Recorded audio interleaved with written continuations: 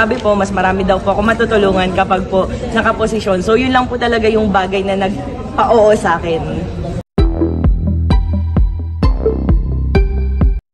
Naispatang naghain ng Certificate of Candidacy o COC para sa pagkakonsehal ng unang distrito ng Maynila ang social media personality at businesswoman na si Rosmar Tan Pamulaklakin sa unang araw ng paghahain nito ngayong Martes, Oktubre 1.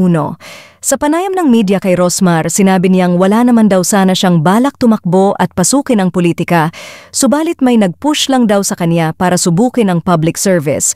Ayon kay Rosmar, pagtulong ang kanyang pangunahing layunin sa pagtakbo bilang konsehal. Sa totoo lang, tulad ng lagi kong sinasabi, wala naman po akong balak tumakbo dahil dagdag sakit sa ulo, dagdag obligasyon, dagdag responsibilidad. Pero kasi may nag-push po sa akin na tumakbo ka kasi kailangan ka ng tao, kasi kailangan nila ng tunay na pagbabago, ani Rosmar.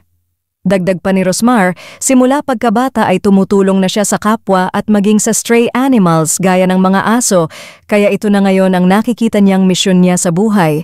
Nang tanungin kung sino ang nag-udyok sa kaniyang tumakbo, batay sa tinukoy niya, sinabi niyang walang politikong nagsabi sa kanya kundi pribadong individual na kaibigan niya.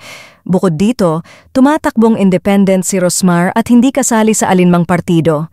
Pangalawang beses ng pagtatangka ito ni Rosmar na kumandidato at ang unang beses ay natalo siya dahil sa kakulangan ng kampanya at katatapos lamang niyang manganak. Thank you Lord, ikaw na po ang bahala sa bagong landas na tatahakin ko. To God be the glory. When no one cares, Rosmar cares. #Tondo na to, District 1 at pinakamalakas.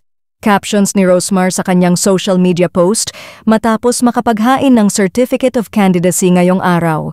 Nung nakausap ko nga po yung mga vice doon, mga mayor, akala po nila kakalabanin ko po sila. Pero sabi ko po, wala naman po talaga ako kasing balak. Nagkataon lang po na ngayon, nakumbinsi po nila ako dahil sabi po, mas marami daw po ako matutulungan kapag po nakaposisyon. So yun lang po talaga yung bagay na nagpa-oo sa akin.